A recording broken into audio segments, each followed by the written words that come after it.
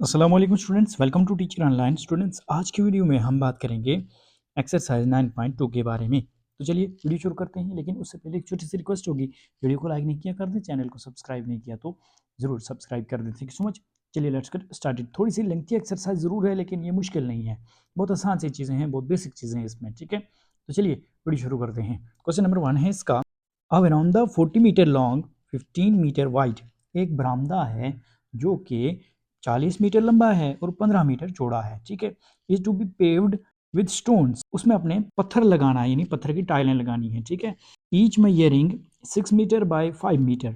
अब जो साइज पत्थर का भी दे रहा है आपको कि हर एक जो पत्थर है उसकी जो मेजरमेंट है, पैमाइश है, वो 6 मीटर मल्टीप्लाई 5 मीटर है, ठीक है। Find the number of stones. तो कितने पत्थर या कितनी टाइलें वहां पर लगेंगी, ये आपने बताना है, ठीक है। तो सबसे पहले देखें जी कि उस बरामदे की जो लेंथ है वो कितनी है, ठीक है। तो हम यहाँ पर इसको लिखते हैं कि लेंथ ऑफ बरामदा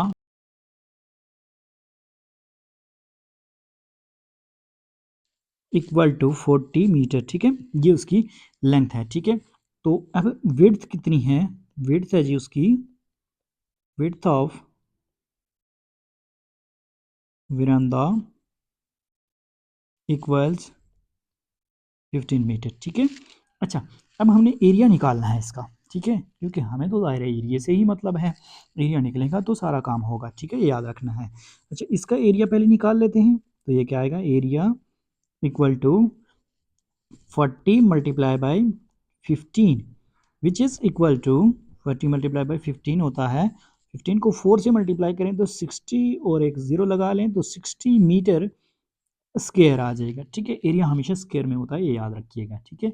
अच्छा, अब हमने जो उसमें स्टोन लगाना है, पत्थर लगाना है, टाइलें लगानी है, उसका हमने एरिया निकालना है, ठीक है।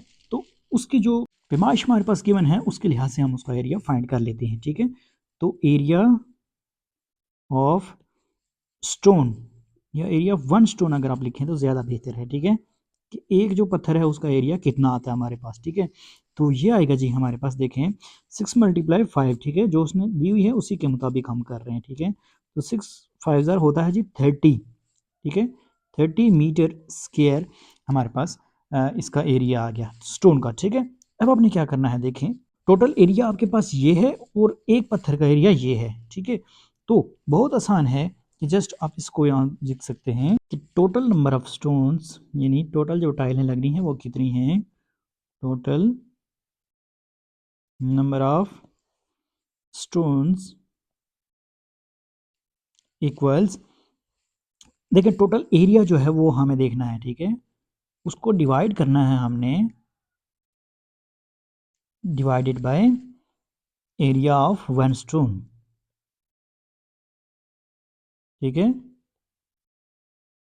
तो जो एक स्टोन का एरिया है इसको हमने डिवाइड करना है किस पे, जो टोटल एरिया हमारे पास बरामदे का, ठीक है। तो देखिए क्या आएगा, टोटल एरिया हमारे पास बरामदे का था जी 600 मीटर स्क्वायर, और divided by area of one stone कितना है, 30 मीटर स्क्वायर, ठीक है।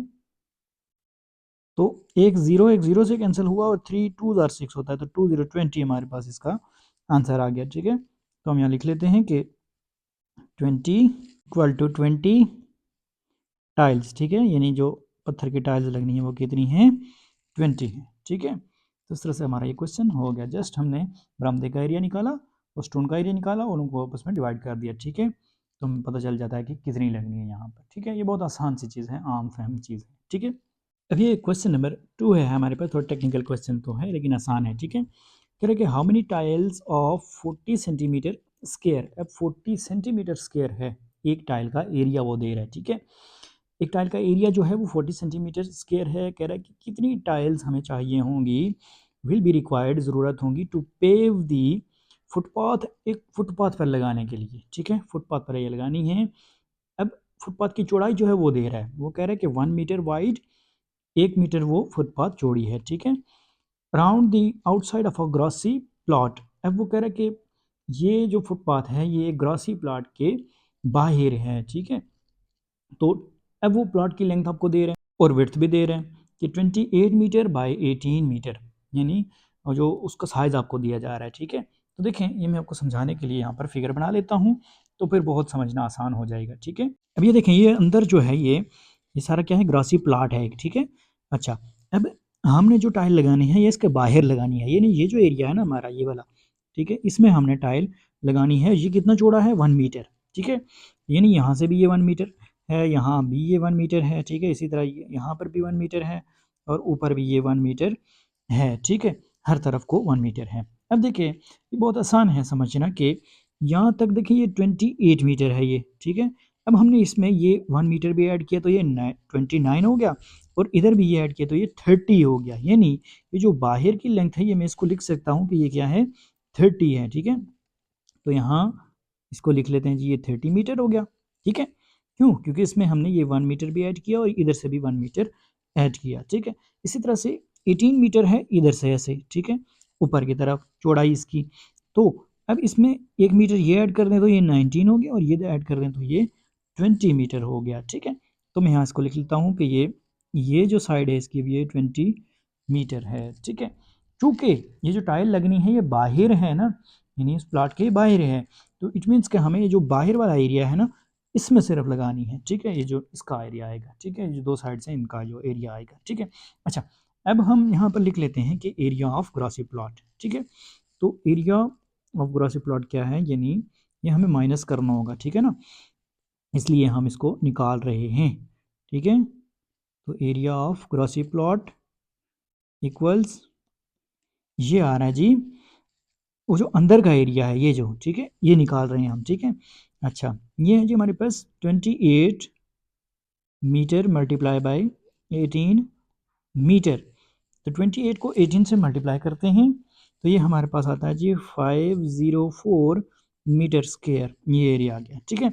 अच्छा, अब हम ये जो बाहर है जिसमें हमने टाइल लगानी है इस एरिया को फाइंड कर लेते हैं, ठीक है।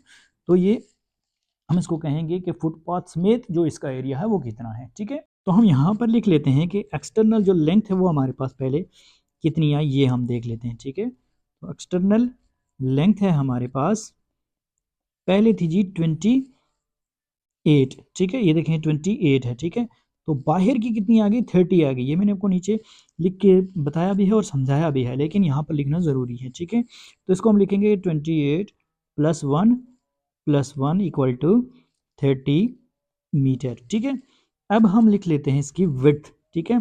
तो एक्सटर्नल विड्थ कितनी है, वो है जी हमारे पास एक्सटर्नल विड्थ, बाहर की जो चौड़ाई है वो कितनी है, इक्वल टू, ये देखें 18 थी ना, 18 +1 एंड +1, तो ये कितनी हो गई, 20 हो गई, ठीक है। तो इसको हम यूँ लिखेंगे, लिखने का तरीक़ाकार कि 18 +1 इक्वल टू 20 मीटर, ठीक है। अब हम एक्सटर्नल जो एरिया है वो निकाल लेते हैं, ठीक है। तो एक्सटर्नल एरिया किसके इक्वल आएगा, external area equals 30 metre multiply by 20 metre, ठीक है। तो ये आएगा हमारे पास 3 2 6, 0 and 0 metre square, 600 metre square हमारे पास एरिया आ गया जो बाहर का है, ठीक है। अब हमें 600 मीटर स्क्वायर पे काम नहीं करना, जाहिर है हमने ये सारे एरिया पे तो नहीं ना काम करना, हमने तो सिर्फ काम करना है जी ये जो बाहर का एरिया है, यानी ये एरिया है, ठीक है, इसमें हमने टाइल लगानी है। अंदर जो ग्रॉसरी प्लॉट है वो तो सेम ही रहेगा, तो इट मीन्स हम ग्रॉसरी प्लॉट को यहाँ से माइनस कर देते हैं, ठीक है। तो यहाँ हम लिखेंगे area of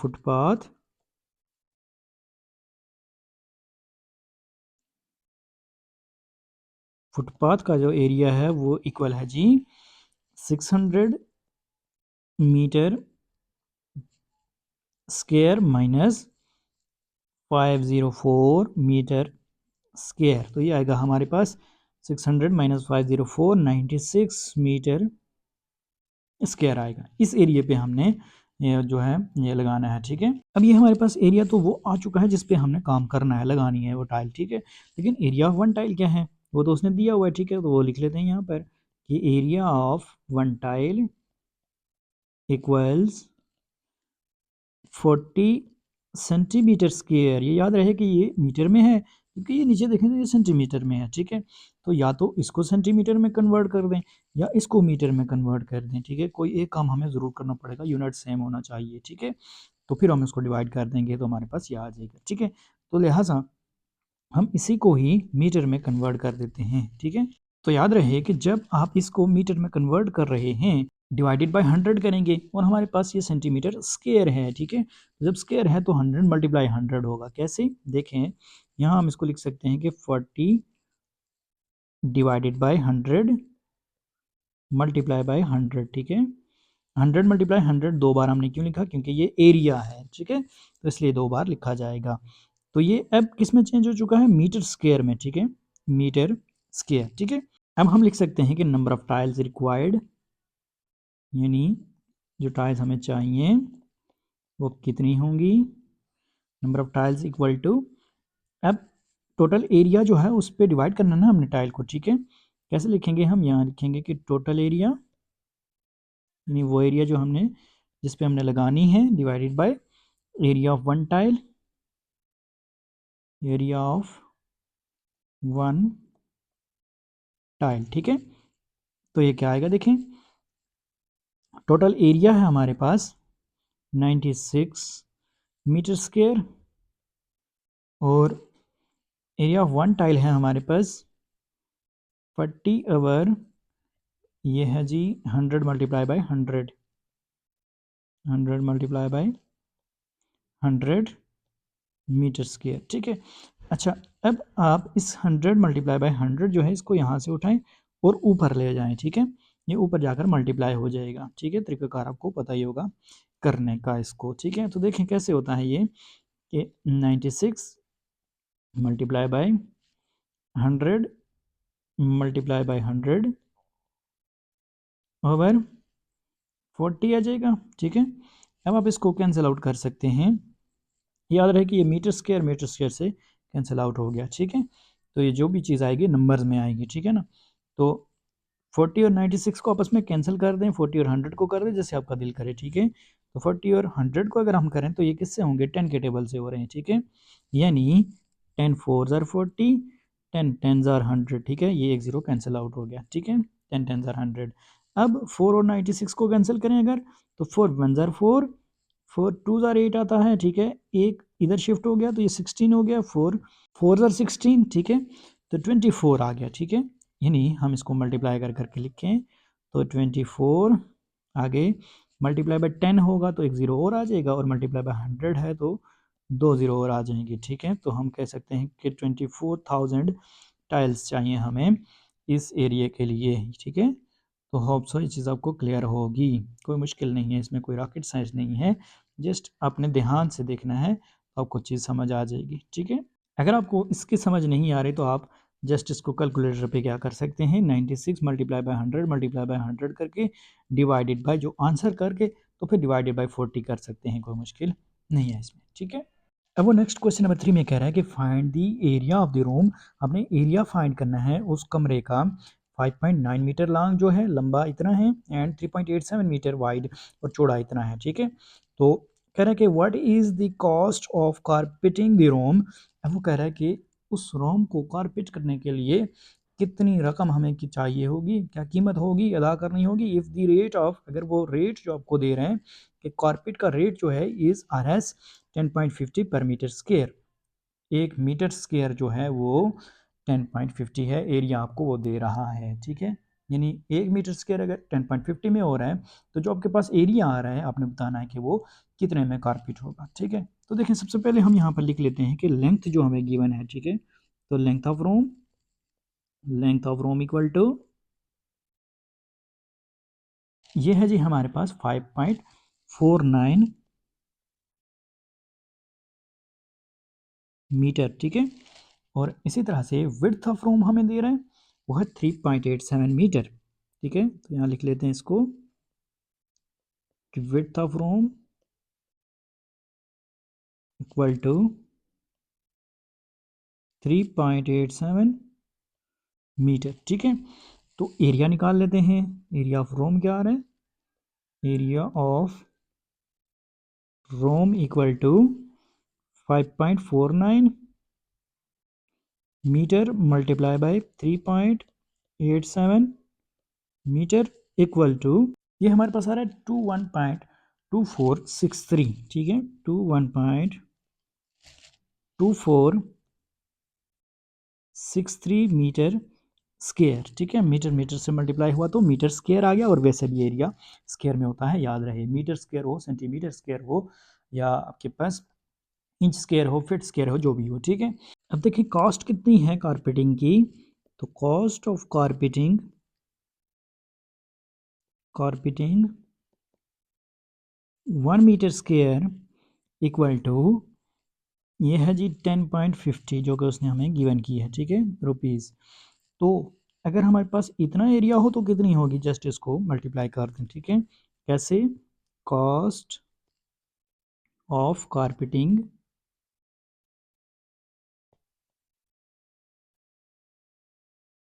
21.2463 metre square equal to, ये आएगी 10.50 मल्टीप्लाई 21.2463 मीटर स्क्वायर, ठीक है।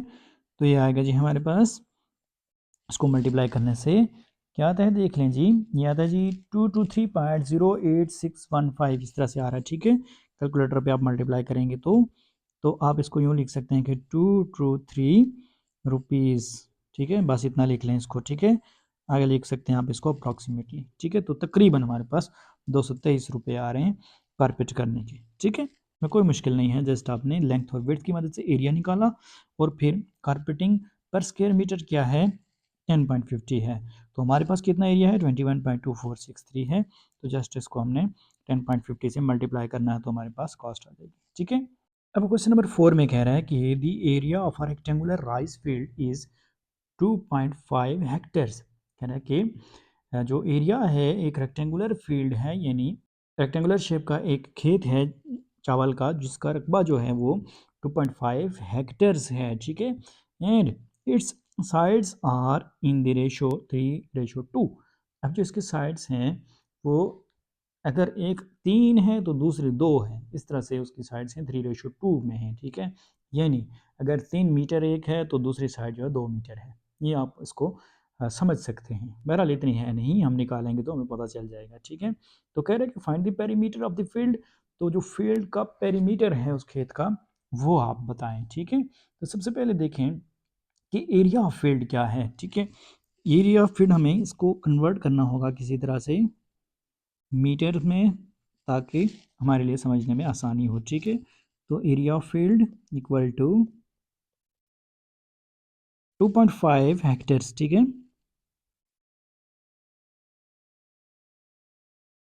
इसको हम लिख सकते हैं कि इक्वल टू 2.5 मल्टीप्लाई बाय 10,000 से अगर हम इसको मल्टीप्लाई करें तो ये मीटर स्क्वायर में तब्दील हो जाएगा, ठीक है। तो ये क्या आएगा, ये इस तरह से आ जाएगा कि 5 और पॉइंट 4 डेसिमल प्लेस आगे चला जाएगा, तो 1 2 एंड 3 इस तरह से, ठीक है। 25,000 मीटर स्क्वायर एरिया हमारे पास आ गया, ठीक है। हमने इसको मीटर स्क्वायर में चेंज कर लिया जस्ट, ठीक है।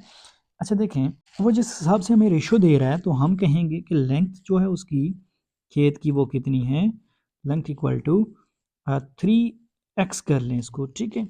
और जो विड्थ है वो कितनी है इसकी, विड्थ वो है जी 2x, ठीक है। अब इसके साथ मीटर भी लिख सकते हैं, यानी खुद से हमने सपोज किया है, लेकिन ज़ाहिर है अगर 3x है लेंथ तो जो विड्थ है वो 2x है, क्योंकि रेशो उसने हमें दी हुई है, ठीक है। अब देखें, अगर इस हिसाब से हमें एरिया निकालें तो ये किसके इक्वल आएगा कि area of field equal to, area of field equal to, ये आएगा जी 3x मल्टीप्लाई 2x मीटर, ठीक है। तो ये किसके इक्वल आएगा, इक्वल टू 6x स्क्वायर आएगा, ठीक है। यानी इतना हमारे पास ये एरिया आ गया, ठीक है, जो हमें नहीं मालूम फिलहाल, ठीक है। अच्छा, अब हमें ये तो पता चल गया कि एरिया ऑफ फील्ड इतना है, और हमें ये भी पता है कि एरिया ऑफ फील्ड इतना है।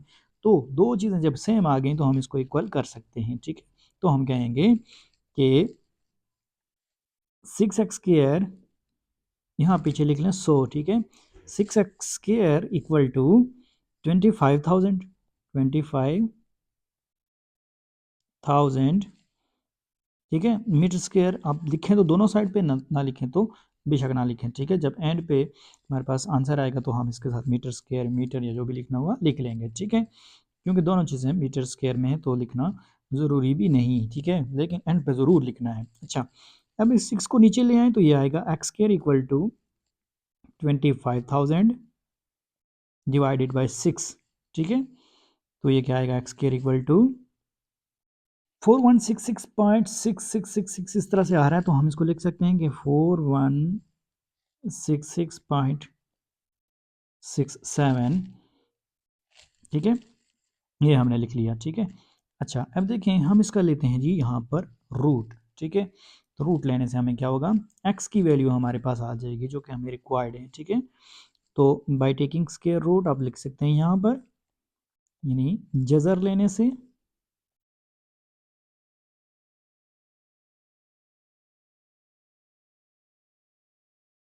तो ये क्या आएगा देखें, x² और इसका रूट इक्वल टू 4166.67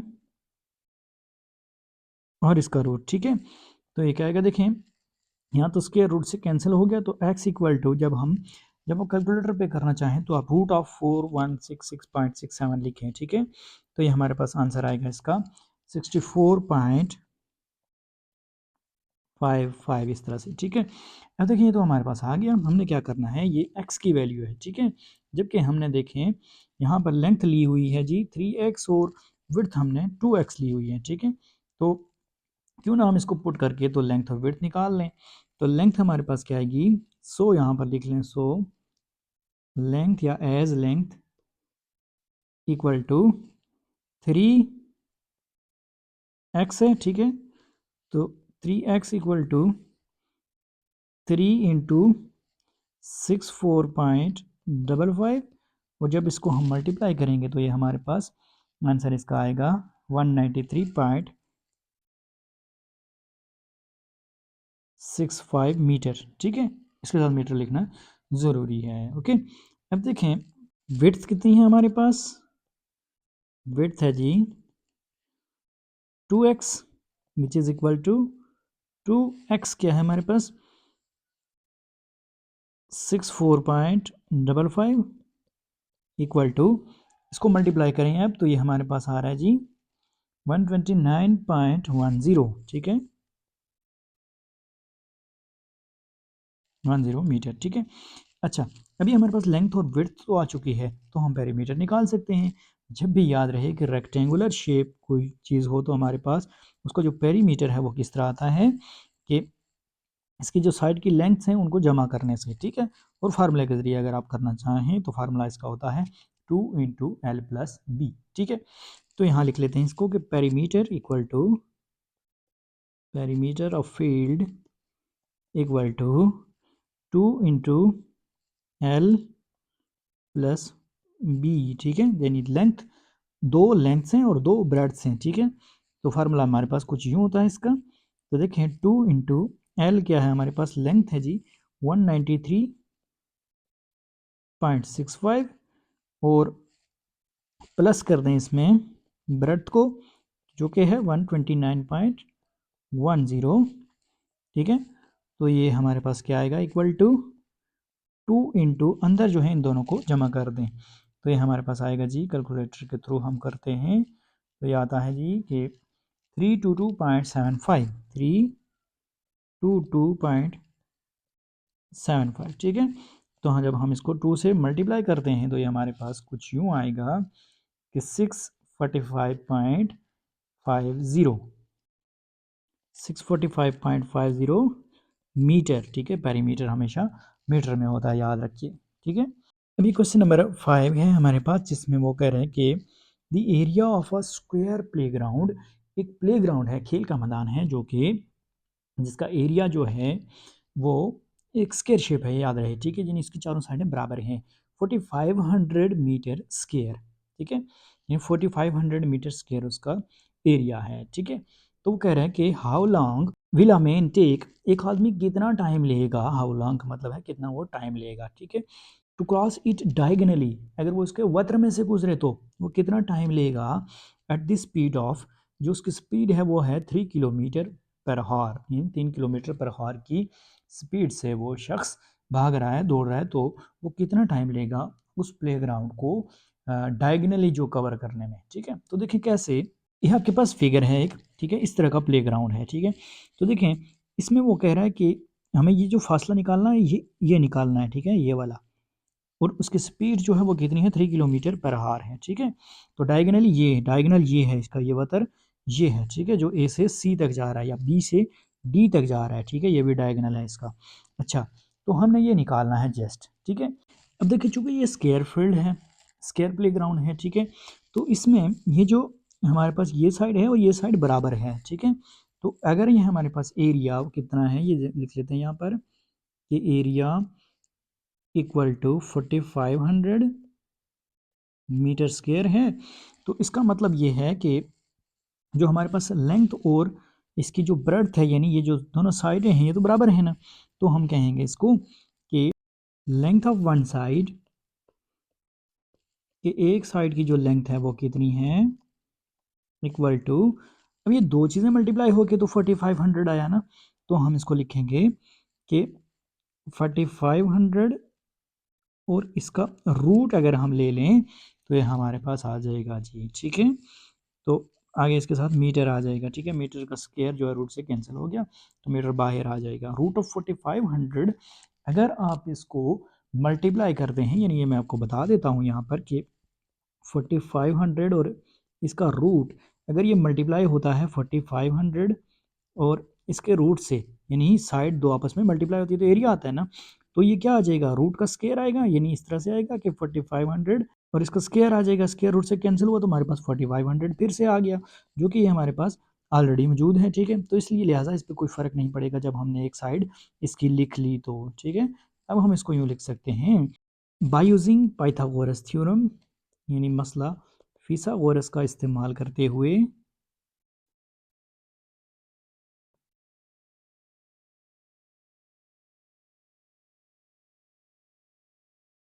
मसला फिसागोरस का इस्तेमाल करते हुए, जबकि हमारे पास बेस और परपेंडिकुलर गिवन है जो कि 4500 रूट ऑफ 4500 है, ठीक है। यहाँ मैं इसको लिख लेता हूँ ताकि आपको आसानी से समझ आ जाए कि रूट ऑफ 4500 ये भी है और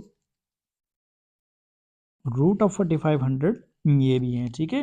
अब देखें अगर हमें ये लेंथ चाहिए ना, ये क्या है, बेसिकली हाइपोटेन्यूज है, ठीक है। तो हाइपोटेन्यूज ये हमें पता है कि फिसागोरस का इस्तेमाल करते हुए हम इसको कहते हैं हाइपोटेन्यूज बराबर है बेस का स्क्वायर प्लस परपेंडिकुलर का स्क्वायर इक्वल टू हाइपोटेन्यूज का स्क्वायर, यानी मैं इसको लिख सकता हूँ कि मेजरमेंट ऑफ, ये साइड लिख लेते हैं यहाँ पर, ठीक है, ए सी और इस तरह से, यानी साइड ए सी, ठीक है, इक्वल टू ये बराबर है, इसका स्क्वायर ले लें बेशक, ठीक है, स्क्वायर इक्वल टू बराबर है ये किसके, 4500 यानी बेस का स्क्वायर 4500 और रूट, ठीक है, और इसका स्क्वायर प्लस परपेंडिकुलर यानी 4500 और इसका रूट और इसका स्क्वायर, ठीक है, यानी हाइपोटेन्यूज का स्क्वायर बराबर है बेस का स्क्वायर प्लस परपेंडिकुलर का स्क्वायर, इसके इक्वल है ये, ठीक है। अब मैं इसको लिख सकता हूँ कि मेजरमेंट ऑफ ए सी और इसका स्क्वायर ये बराबर है जी, इन दोनों को कैंसिल आउट कर दें, ठीक है, यानी ये स्क्वायर रूट से और ये स्क्वायर रूट से, तो ये आएगा हमारे पास 4500 प्लस 4500, ठीक है। तो ये साइड हमारे पास क्या आएगी, पहले थोड़ा सॉल्व कर लें फिर इसका रूट ले लेते हैं, ठीक है। तो मेजरमेंट ऑफ ए सी और इसका स्क्वायर बराबर है जी 9000 के 4500 और 4500 9000 हो गया हमारे पास, ठीक है। अच्छा अब देखें इसके साथ आप बेशक मीटर लिख लें अब। अच्छा अब देखें यहाँ पर हम लेते हैं जी स्क्वायर रूट, ठीक है, ताकि यहाँ से जो स्क्वायर है ये ख़त्म हो जाए, ठीक है। तो ये हमारे पास आएगा मेजरमेंट ऑफ ए सी और इसका स्क्वायर और रूट, ये इक्वल है जी 9000 और इसका रूट, ठीक है। तो स्क्वायर रूट से हुआ कैंसिल, तो हमारे पास क्या आएगा मेजरमेंट ऑफ साइड जो ए सी है, डायगोनल की लेंथ है, वो हमारे पास क्या आ गई, इक्वल टू रूट ऑफ 9000 अब निकालेंगे तो ये हमारे पास आएगा जी, इसको कैलकुलेटर पे करते हैं तो ये आता है जी 94.87 मीटर। ठीक है, ये हमारे पास आ गया। ठीक है, अच्छी तरह से आपने क्वेश्चन को समझना है। अब ये डायगोनल की लेंथ तो हमारे पास आ गई, यानी ये जो था हमारे पास ये आ गया। ठीक है, जो हमारे पास हमने इसको हाइपोटेन्यूज कहा। ठीक है, और फिथागोरस के जरिए से हमने इसकी लेंथ मालूम कर ली। ठीक है, अब वो कह रहा है कि 1 घंटे में वो 3 किलोमीटर की रफ्तार से चलता है आदमी। ठीक है, तो हम यहाँ पर लिखेंगे कि टाइम टेकन यानी ये वक्त लिया गया to cover 3 kilometre equal to 1 hour. ठीक है, अब यहाँ पर हमें तो ये मीटर में चाहिए। ठीक है, अब हम इसको लिख लेते हैं कि टाइम टेकन, इसको मीटर में कन्वर्ट कर देते हैं। ठीक है, तो time taken to cover 3000 metre. ठीक है, 3000 मीटर इक्वल टू 1 हार है, तो इसको अब 60 मिनट में बेशक कन्वर्ट कर दें। ठीक है, 60 मिनट। ठीक है, अच्छा, यानी 3000 मीटर के लिए 60 मिनट, बात वही हमने जस्ट नीचे उसको चेंज किया, यूनिट चेंज किया। ठीक है, और कुछ नहीं। अच्छा, अब देखें, अगर 3000 मीटर के लिए इतना टाइम है यानी 60 मिनट हैं, तो 1 मीटर के लिए कितना होगा, ये लिख लेते हैं यहाँ पर। ठीक है, तो टाइम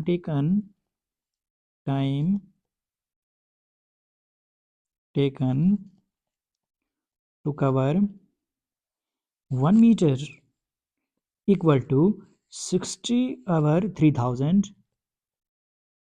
ठीक है, यानी 60 मिनट ओवर 3000 मीटर। ठीक है, अच्छा, अब हमें चाहिए कितने मीटर के लिए, 94.87 मीटर के लिए, तो जस्ट 94 को दोनों साइड पे मल्टीप्लाई कर दें, यानी यूँ हम इसको लिखेंगे कि टाइम टेकन। ठीक है, ये बात समझ तो आ रही है ना आपको, कि time taken to cover 94.87 metre equal to 94.87 के साथ हमने लिख लिया, यूँ समझ लें। ठीक है, तो इसी को दूसरी साइड पे भी लिख लेते हैं, तो ये आएगा हमारे पास 60 minute divided by 3000 metre multiply by 94.87 metre. ठीक है, तो ये कितना आएगा हमारे पास, ये देखें, इसको हम थ्रू कैलकुलेटर जब सॉल्व करेंगे तो ये आएगा हमारे पास 1.8974, यानी 1.8974 मिनट आ रहा है। ठीक है, क्योंकि ये जो मीटर है, ये यहाँ पर जो मीटर है इससे कैंसिल हो गया। ठीक है, 87 के साथ जो मीटर है ऊपर 94.87 के साथ। ठीक है, अच्छा, अब ये 1.8974 मिनट आ गया ना, तो इट मीन्स कि ये 1 मिनट तो पूरा है, लेकिन ये जो है ये सेकेंड्स हैं। ठीक है, तो अब हम इसको भी मिनट में कन्वर्ट करना चाह रहे हैं, तो हमने क्या करना है, इसको मल्टीप्लाई बाय 60 कर देना, ये जो अगला पोर्शन है इसको। ठीक है, पीछे वाले को मैं पहले लिख लेता हूँ ताकि आपके लिए समझने में आसानी हो, कि इक्वल टू 1 मिनट, यानी 1 मिनट पूरा है, और 0.8974 हम इसको मल्टीप्लाई कर देते हैं किससे, 0.8974 मल्टीप्लाई बाय 60 करेंगे। ठीक है, क्योंकि 1 मिनट में जो है 60 सेकेंड होते हैं। ठीक है, तो ये आएगा 53.844 आ रहा है। ठीक है, इट मीन्स कि 54 हम इसको ले सकते हैं, 53.844 आ रहा है ना, हम इसको 54 ले सकते हैं, तो हम कहेंगे कि 1 मिनट एंड 54 सेकेंड इसको चाहिए इस डायगोनल को क्रॉस करने के लिए। ठीक है, अगर वो डायगोनली चल रहा है 3 किलोमीटर पर हार की स्पीड से, तो ठीक है, तो होप से चीज़ आपको क्लियर होगी, इसमें कोई मुश्किल नहीं है, लेकिन ये है कि थोड़ा टेक्निक ज़रूर इस्तेमाल करना होगी आपको। ओके, ये वीडियो आपके लिए इन्फॉर्मेटिव थी, अगर अच्छी लगी है वीडियो को लाइक और चैनल को ज़रूर सब्सक्राइब कीजिएगा। मिलते हैं नेक्स्ट वीडियो में, तब तक के लिए अल्लाह ने के बाद।